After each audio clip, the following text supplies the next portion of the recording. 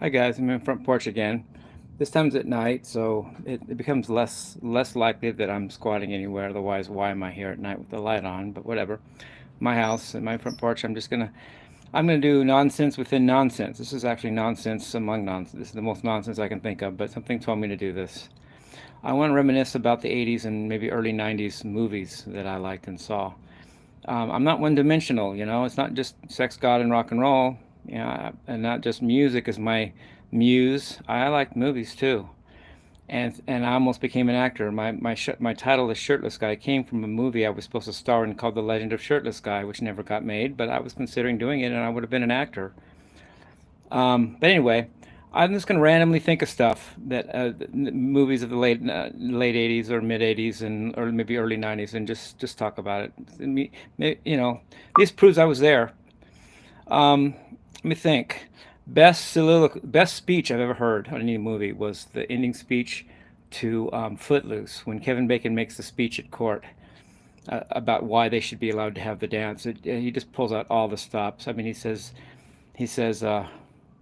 um, he even uses the Bible because the preachers are telling him are behind it. He says, "Look at David danced. He danced. And then he brought up Ecclesiastes that says there's a time for everything. There's a time for life, a time for death, and and there's a time for this law." He says, but not now. This is our time to dance. It's our way of celebrating life.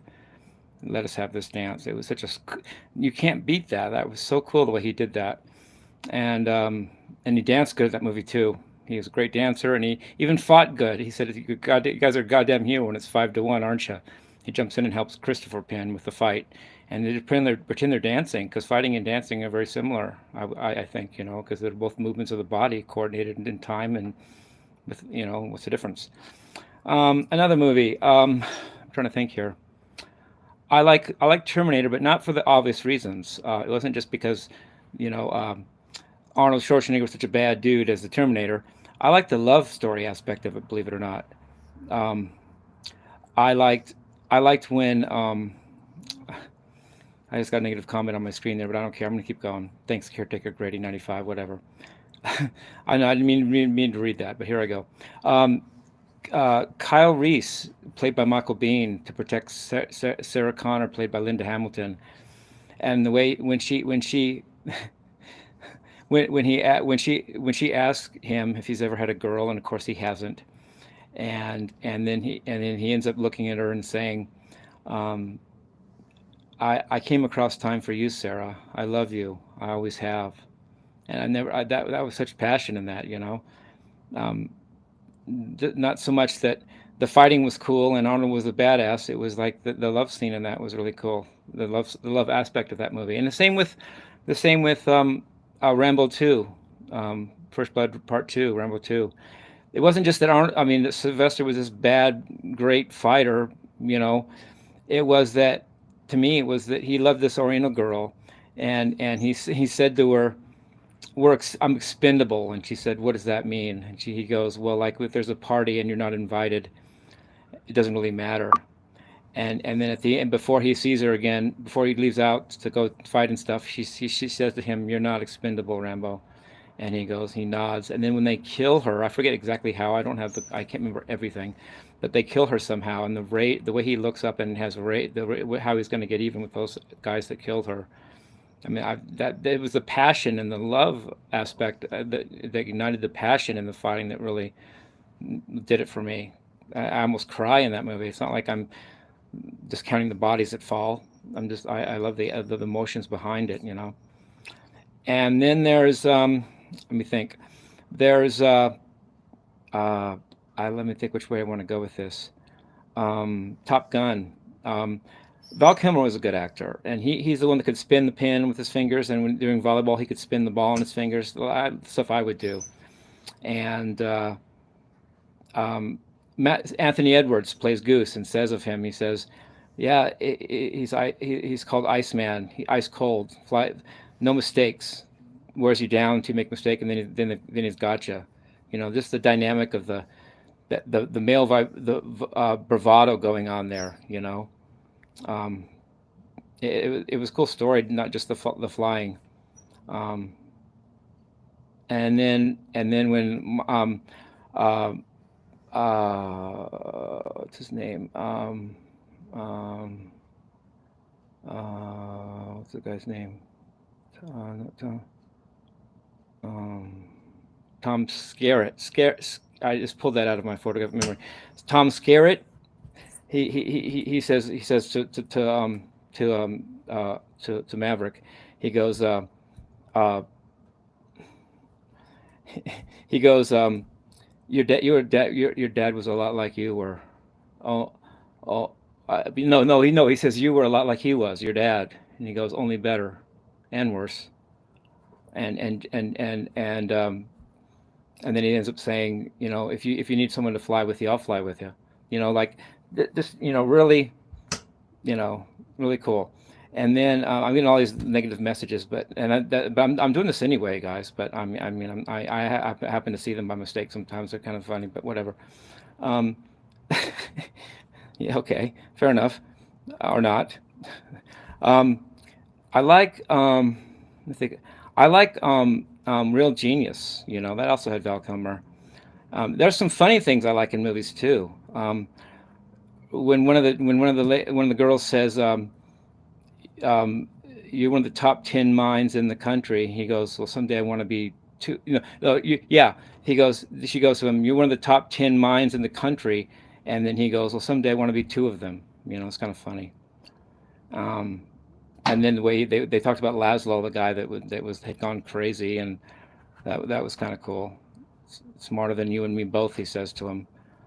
Um, and he made some good comments about being smart. He said, when you're smart, people need you. And the kid, who was I couldn't remember his name if I had to, um, says, but you don't study that hard. And he goes, bingo. Like he was trying to get across to the kid, don't study so hard. Don't take it all so seriously. Take a look at Laszlo. He cracked another pressure. Maybe one or two more. I think I'm having fun, so if you guys want to watch it, that's cool. I like Under Siege with Steven Seagal. That was a good movie. I like when um, the girl, the girl that goes out, comes in and out of the cake. The girl that's the Playboy centerfold of the day in the movie. She gets behind him and she goes, "The safest place on this ship is behind you." And I thought that's good trust, for a girl to put herself behind the dude and just basically put her life in his hands. And that's trust and love to me. I thought that was cool. And he didn't let her down either. And he goes up against Tommy Lee Jones as what's his character's name? Tommy Jones plays what's his name in the movie? Uh, Bill Stranix, something like that. Wild Bill Stranix.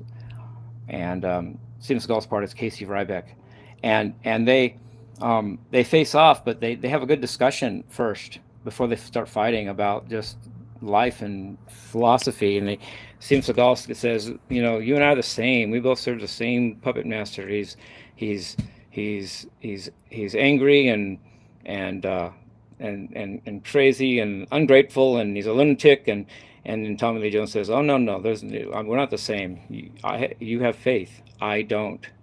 And then they fight. And one of my favorite knife fights in all of moviedom was that fight. And then at the end, Steven Seagal puts a knife through Tommy Lee Jones's head and goes, "Keep the faith, Stranix." You know, cool. Movies are a great medium for reaching people. And I just happen to not have been in my movie. That it was supposed to be called The Legend of Shirtless Guy. I don't know why the guy just dropped me or the project or both. But I never said I was going to be an actor, but he offered me the spot, and I was going to take it and be. It may even still happen for all I know. I don't know. I don't know much. I don't see if there's any more that I like movie wise. Did I do most of them? Um, okay. Let me think. If I did most of my. Oh, one more. Yeah, I got to do this one. I got to do Rocky Four. That was a great movie. I like when Dolph Lundgren throws out his gloves and says, "I must break you. I must break you." And Sylvester Stallone hits his gloves and just hits him and they just stop. And it's the end of the fight. Well, actually, during the fight, Dolph Lundgren picks up his manager or his coach and says, "I want to win for me." Like it's personal to him. He doesn't just want to represent his country and do what the leaders and controllers of him want. He wants to win for him. And then when it's all over, and uh, Sylvester Stallone wins the fight, he says to the whole crowd, because the fight's in Russia, he says, there's two of us guys here killing each other, and then he goes, but I guess it's better than 2 million, you know. And he goes, because if I can change and you can change, everybody can change. And it's like, these movies had morals to them, and they were good movies. And I think a lot of the movies that are out today just kind of follow the same principle, but just with new actors. There's not a lot of the ground was already covered in the late 80s and mid 80s and early 90s to me. And anything else? I think about. I like Karate Kid also. Karate Kid taught me a lot about life. I think this will be the last one I do. I like Karate Kid because had a lot of morals in life. In that Miyagi said to Daniel-san, "You can lose to enemy, but cannot lose to fear." In other words, you can't lose because you're afraid. That's when they really have you. You can lose to an enemy. You can lose a fight, but you cannot lose to fear. And that was such a great thing that Miyagi said to him. And this, he also says, um, Daniel-san says, "How do I know if I trim the tree right?" And if he goes, and Mr. Miyagi goes, "If comes from in here, always the right picture. I mean, follow your heart; it's always right." And I learned that. I also learned another one. He goes, "Karate yes or karate no? Karate guess so." And he flips a pencil in two. You don't do something halfway. You don't do karate yet. You either do karate yes or karate no, but not karate guess so. And that's a good point too. A lot of good wisdom for life in these movies that people, I think, at the time were just being entertained and weren't thinking about it. But I kind of sat there and took it in my mind and think about it. And there's a lot of good lessons in these movies. I love you guys. Peace, rock and roll. Thanks for listening. I'm not a movie addict. I'm not a movie critic. I'm not a movie aficionado, really. I just was there in the 80s and 90s, the early 90s, when the great movies that I have experienced were happening. And I'm just letting you guys know some of them. So I love you guys. Peace, rock and roll. Have a great night, guys.